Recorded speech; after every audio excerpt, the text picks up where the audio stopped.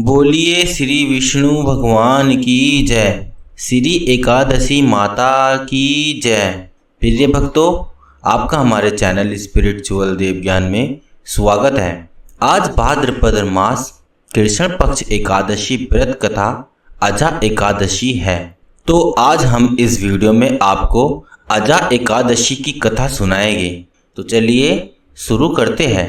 भाद्रपद मास के कृष्ण पक्ष की एकादशी को अजा एकादशी के नाम से जाना जाता है। अजा का अर्थ जिसका जन्म न हो, प्रकृति अथवा आदि शक्ति के अर्थ में इसका प्रयोग होता है। कृष्ण जन्माष्टमी के ठीक बाद पड़ने वाले इस व्रत को कामिका या आनंदा एकादशी भी कहा जाता है। भगवान विष्णु को समर्पित एकादशी के इस व्रत में भगवान के उपेंद्र स्वरूप की पूजा की जाती है। साथ ही इस दिन रात में जागरण की भी परंपरा है। मान्यता है कि अजा एकादशी का व्रत करने से तमाम समस्याएं दूर होती है और सुख समृद्धि की प्राप्ति होती है। अजा एकादशी व्रत पूजा करने के नियम। अजा एकादशी का व्रत करने के लिए उपरोक्त बातों का ध्यान रखने के बाद व्यक्ति को एकादशी तिथि के दिन शीघ्र उठना चाहिए। उठने के बाद नित्य क्रिया से मुक्त होने के बाद सारे घर की सफाई करनी चाहिए और इसके बाद तिल और मिट्टी के लेप का प्रयोग करते हुए कुशा से स्नान करना चाहिए। स्नान आदि कार्य करने के बाद भगवान श्री विष्णु जी की पूजा करनी चाहिए। भगवान श्री विष्णु जी का पूजन करने के लिए एक शुद्ध स्थान पर धान्य रखने चाहिए। धान्यों के ऊपर कुंभ स्थापित किया जाता है। कुंभ को लाल रंग के वस्त्र से सजाया जाता है और स्थापना करने के बाद कुंभ की पूजा की जाती है। इसके पश्चात कुंभ के ऊपर श्री विष्णु जी की प्रतिमा स्थापित की जाती है। प्रतिमा के समक्ष व्रत का संकल्प लिया जाता है। संकल्प लेने के पश्चात धूप, दीप और पुष्प से भगवान श्री विष्णु की पूजा की जाती है। तो चलिए एकादशी कथा सुन लेते हैं। कुंती पुत्र युधिष्ठिर कहने लगे कि हे भगवान, भाद्रपद कृष्ण एकादशी का क्या नाम है? व्रत करने की विधि तथा इसका महात्म्य कृपा करके कहिए। मधुसूदन कहने लगे कि इस एकादशी का नाम अजा है। यह सब प्रकार के समस्त पापों का नाश करने वाली है और जो मनुष्य इस दिन भगवान ऋषिकेश की पूजा करता है उसको वैकुंठ की प्राप्ति अवश्य होती है। अब आप इसकी कथा सुनिए। प्राचीन काल में हरिश्चंद्र नामक एक चक्रवर्ती राजा राज्य करता था। राजा हरिश्चंद्र अपनी सत्यनिष्ठा और ईमानदारी के लिए जाने जाते थे। एक बार देवताओं ने इनकी परीक्षा लेने की योजना बनाई। राजा ने सपने में देखा कि ऋषि विश्वामित्र को उन्होंने अपना राजपाट दान कर दिया है। जब अगले दिन राजा हरिश्चंद्र विश्वामित्रा को अपना समस्त राजपाट को सौंप कर जाने लगे तो विश्वामित्र ने राजा हरिश्चंद्र से दक्षिणा स्वरूप 500 स्वर्ण मुद्राएं दान में मांगी। राजा ने उनसे कहा कि 500 क्या, आप जितनी चाहे स्वर्ण मुद्राएं ले लीजिए। इस पर विश्वामित्र हंसने लगे और राजा को याद दिलाया कि राजपाट के साथ राज्य का कोष भी वे दान कर चुके हैं और दान की हुई वस्तु को दोबारा दान नहीं किया जाता।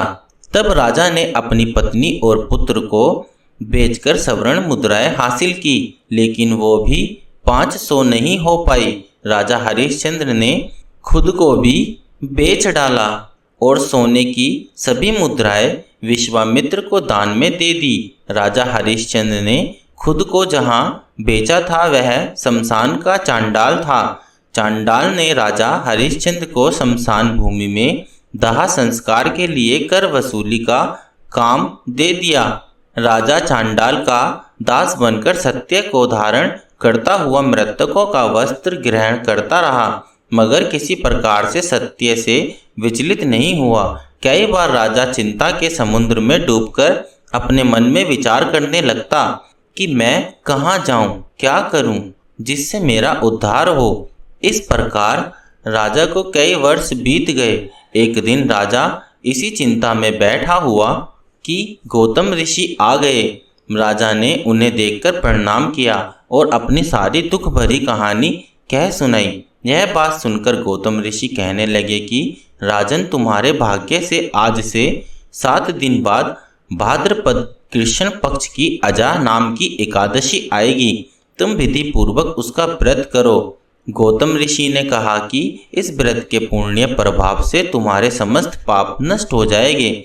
इस प्रकार राजा ने कहकर गौतम ऋषि उसी समय अंतर्धान्य हो गए। राजा ने उनके कथानुसार एकादशी आने पर विधि पूर्वक व्रत व जागरण किया। उस व्रत के प्रभाव से राजा के समस्त पाप नष्ट हो गए। स्वर्ग से बाजे बजने लगे और पुष्पों की वर्षा होने लगी। उसने अपने मृतक पुत्र को जीवित और अपनी स्त्री को वस्त्र तथा आभूषणों से युक्त देखा। व्रत के प्रभाव से राजा को पुनः राज्य मिल गया। अंत में वह अपने परिवार सहित स्वर्ग को गए।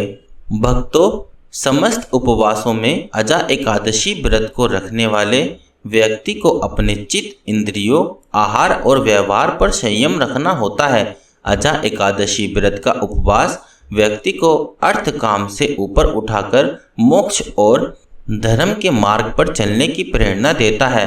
यह व्रत प्राचीन समय से यथावत चल आ रहा है। इस व्रत का आधार पौराणिक, वैज्ञानिक और संतुलित जीवन है। इस उपवास से के विषय में यह मान्य है कि इस उपवास के फल स्वरूप मिलने वाले फल अश्वमेघ यज्ञ, कठिन तपस्या, तीर्थों में स्नान, दान आदि से मिलने वाले फलों से भी अधिक होता है। यह उपवास मन निर्मल करता है, हृदय शुद्ध करता है तथा सद्मार्ग की ओर प्रेरित करता है। तो बोलिए जय श्री विष्णु भगवान की जय। जय माता एकादशी की जय।